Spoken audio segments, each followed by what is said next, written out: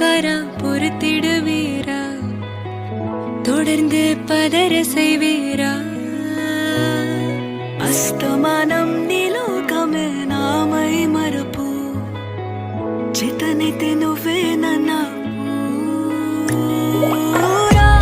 నా నెత్తర కులాసా నీ కలలకి చేసా నీ కోసం వయసు వాకిలి కాసారా.